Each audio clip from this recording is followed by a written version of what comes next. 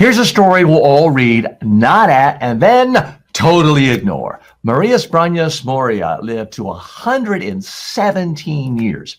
Scientists studied her and found her gut was as healthy as a newborn's. Her secrets? Yogurt, veggies, daily walks, no smoking, no drinking, no toxic people. That's it. Her cells were 17 years younger than her age. She beat COVID with 0 symptoms at 113. And what do we do with this info? We scroll past it to find a magic pill made from fermented butterfly wings. We humans, myself included, are so hilariously obtuse. We know what works, but we'd rather believe in a miracle than admit that yogurt and a walk might save our lives. It never ceases to amaze me. Now, let me step back a minute and state categorically, no, we shouldn't make medical decisions, public healthcare decisions based on anecdote. And people who live to be 100, over 100, by all means, have other genetic lottery winnings. They're just more fortunate than most people. And sometimes they even say, well, I drink and smoke all day.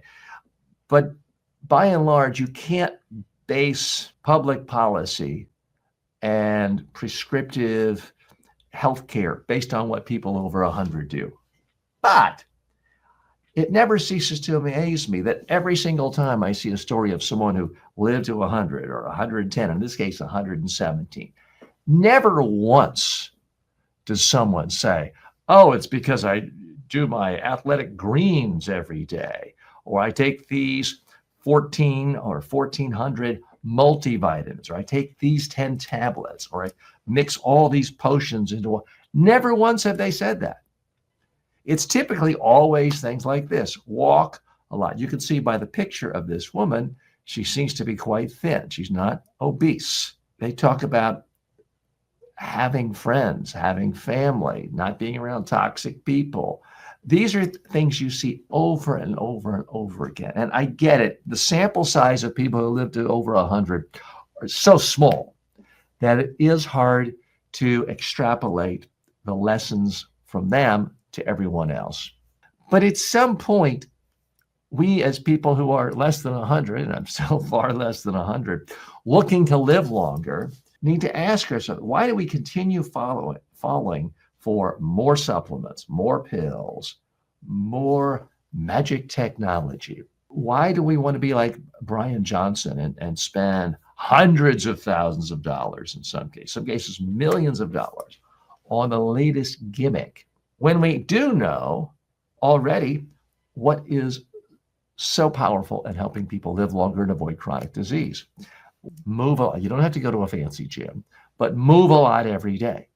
Eat real food. She ate veggies every day. She ate yogurt, and I'm pretty sure it wasn't the yogurt with all the fruit at the bottom and all the processed artificial sugar. I'm pretty sure she was eating real yogurt, especially since she lived in France, and people in France really like real food that is not heavily processed. Yes, I understand they have croissants and chocolate and wine, but it's very small proportions compared to all the fresh vegetables and fresh unprocessed food they eat every day.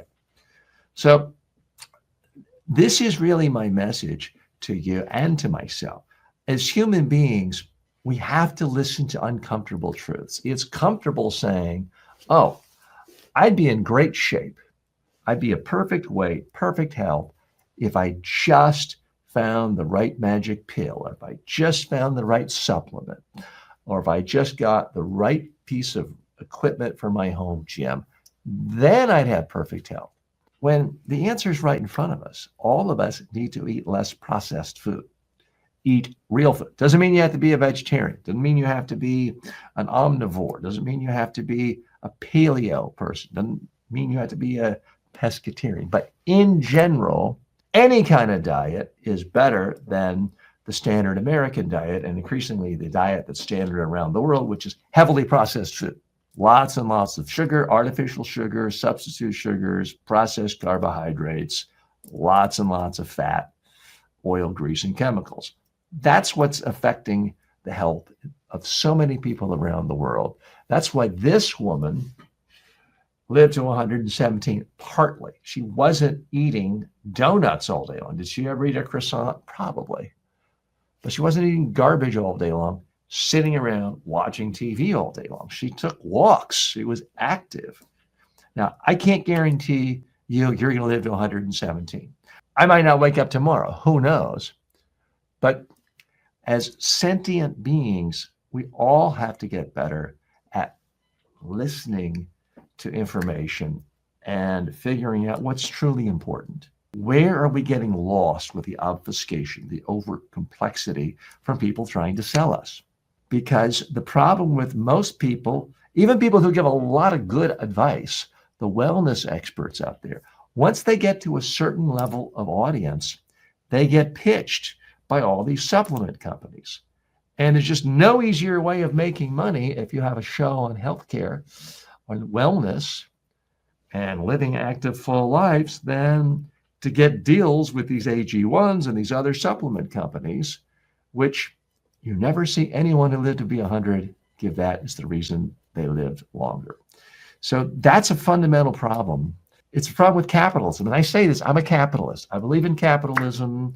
I don't want to live in a country that's purely socialistic based, where there's someone decided no products and no ads can ever talk about supplements. I'm not saying that. I don't know what the answer is, but I can tell you it is a real problem when once someone gets enough of a following talking about healthcare issues, the easiest way for them to make money is to sell you potions, pills, supplements, and vitamins where there is just no evidence it's actually helping improve your life, improve your longevity, improve your health, and in many cases can cause liver damage and kidney damage. So I'm reminding myself when I see these stories about the person living to be 100, 110, 115, 117 in this case, let's again look at what they're saying is the reason. They may be wrong, and it may be pure luck. But if every single person you ever see who lives to be over 100 is telling you, walk a lot, laugh a lot, eat sensible portions, eat real food, and they never, ever, ever talk about pills and powders and potions and supplements, maybe we should take that under advisement.